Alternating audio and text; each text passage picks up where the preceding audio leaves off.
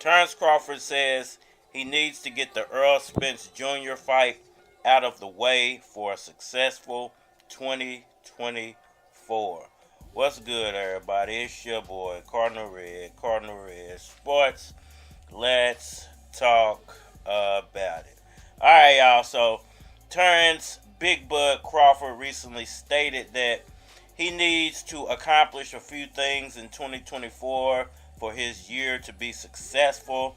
I just want to break that down, give my 777 nickels on what's being said for anybody listening. But now check this out. Canelo Alvarez want to let Terence Bud Crawford know, listen, man, this fight is not worth it. I get nothing, absolutely nothing for beating you. You understand? Everybody want to see me fight David Benavidez, man. What the fuck am I doing in the ring with you? Alright, y'all. So, what does Terence Crawford mean by he needs to get the Errol Spence Jr. fight out the way for a successful 2024? Well, we all know that Terence Crawford is coming to the end of his boxing career. He's, 36, 37 years old. It doesn't seem like he's been around for that long, but obviously he's been around for that long. I think it's because of the way he kind of burst onto the scenes as a lighter weight fighter, and the fact that he's had such success over the years. It just seems like less time has elapsed that he's been famous. And then you have the fact that he's only slightly famous when it comes to a comparison to a guy like Errol Spence. Someone in the office is possessed by an owl. Yeah. Ooh.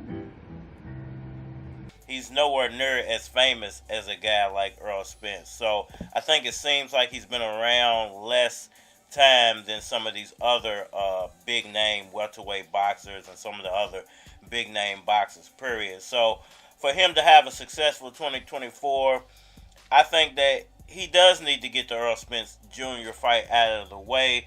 The problem is, I think he could possibly be overlooking that fight to get that Canelo bag. No more handouts. No more handouts. You know, we all know, like I just said, he's trying to get to the end of his career. He's trying to get those big money fights so he can go ahead and retire and be with his family. You know, that's what everybody wants. They want to retire with the big yacht and the big house and all that good stuff. Sometimes it's all that You know why? Because if it wasn't from you, this would never happen. So I appreciate you. You're a hell of a fighter. So, you know, the Errol Spence Jr. fight is standing in the way of a lot of things from happening. You know, even the Jerron Boots Ennis fight, I think that there was a possibility that fight might have actually taken place if it wasn't for the rematch clause. Because if Terence Crawford, let's just say Terence Crawford beat Errol Spence and there was no rematch clause, then either he would have had to defend those titles, or I think he would have been fully stripped of all the titles, because it would be a situation where he has no excuse. Hey! The only truth I've been hiding from you. So let's say he beat Errol Spence, there was no rematch clause, and he got the Canelo fight. Then why are you not fighting Boots? You know, why are you not fighting Amino Centinels? Why are you not fighting some of these other number one contenders at welterweight? You know, what would be his excuse at that point for why he's not fighting some of the up-and-coming welterweights and some of the number one guys at welterweight? Why are you going after guys like Jermell Charlo and Canelo Alvarez instead of defending all these titles that you hold? So I think if he would have beat Errol Spence and there was no rematch clause, then he would have had no excuses, and I think the sanctioning bodies would be looking at it a lot different. Now, the IBF, they had no choice. So much time had elapsed, they had to make a decision on what to do with Boots, and I think they made the correct decision. Oh, Father! He was too young to die! Now, the other sanctioning bodies, you know, with everything that's going on as far as Terence Crawford goes and the Errol Spence Jr. fight, now, let's say he beats Errol Spence in the rematch. Does he go directly for that Canelo fight? Does he get stripped of the titles? Does he defend those titles? I think, personally, that he's going to try his best to go straight for the Canelo fight. He's going to try to either get a Canelo fight. He might go after Tim Tszyu, because he would most likely have fought Spence at 154 pounds. Tim Tszyu holds the title now. So let's say he beat Errol Spence in the rematch. If he can't get that Canelo fight, directly after the Errol Spence victory, then where does he go from there? Does he duck boots again? Does he not defend those 147 titles that he has left? Does he try to go after Tim Tszyu or Jermell Charlo in the meantime until he can get to a Canelo fight? What did you say, nigga? Because at that point, then you got to start to ask yourself some questions about why is he still holding these 147 titles if he's not going to defend them. If you're going to fight everybody at 154 until you get a Canelo Alvarez fight, what's the point of having the WBA title, the WBC title, the WBO title? Why are you holding on to these titles? Either let them go or you're most likely going to be stripped of those titles. So I think that he's correct. I think that the Errol Spence fight is going to dictate a whole bunch of stuff to come in 2024 and 2025 when it comes to Terence Crawford, the welterweight division, Errol Spence's remaining career, Boots' career, the up-and-coming fighters at 147, the guys left at 154. There's going to be a lot of moving parts when it comes to whatever decision Terence Crawford makes after the Errol Spence fight. Now, if he loses to Errol Spence, well, that just throws a whole nother bag of worms in there. And I'm going to say this to end it off. If he loses to Errol Spence, he'll most likely be stripped of those remaining titles.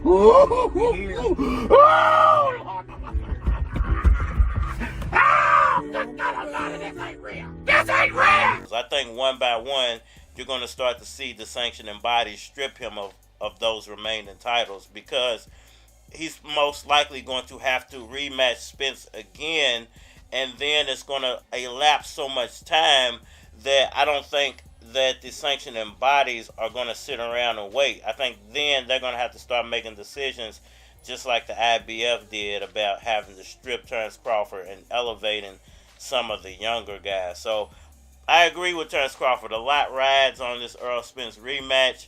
Win or lose is going to make a lot of difference what happens in 2024. Don't tell you, it's when the dinosaur was here, so was the turtle, so was the butterfly.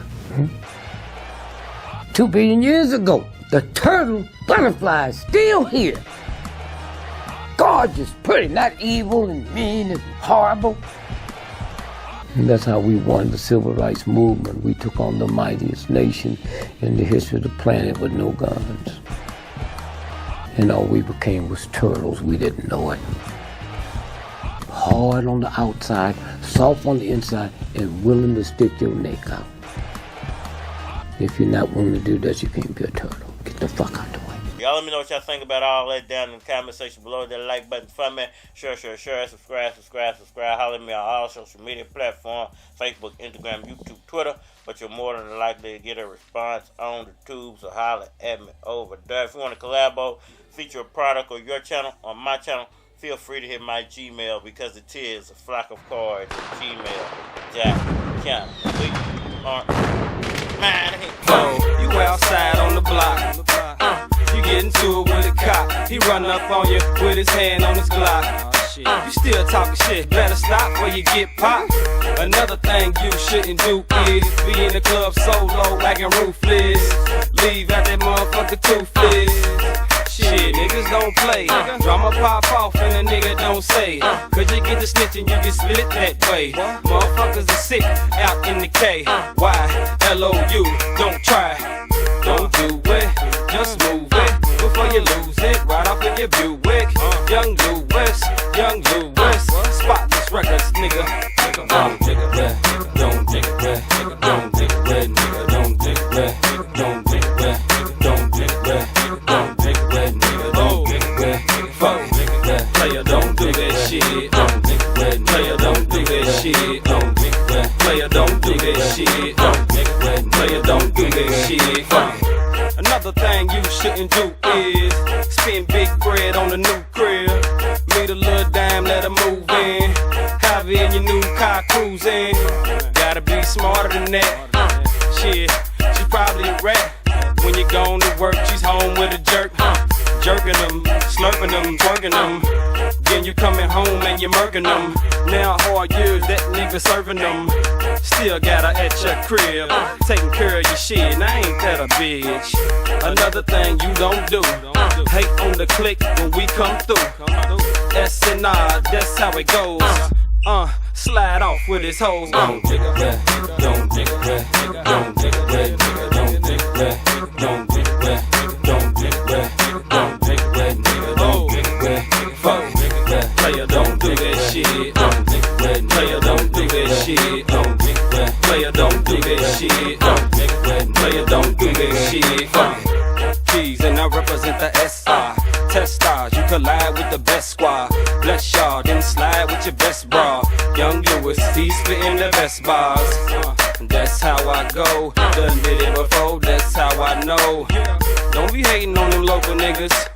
Don't make me hop out the ride and choke a nigga. I used to be a lot broker, nigga. Oh, but now I focus on the figures. Oh, I don't focus on these niggas. Oh, got me holding on the trigger. Don't do that shit. You ain't gotta do that shit. That nigga was cold, but he blew that shit. Young Keys is sick. True that shit. Don't nigga, nigga, don't nigga, nigga, don't nigga, nigga, don't nigga, nigga, nigga, don't nigga, nigga, don't nigga, nigga, don't nigga, nigga.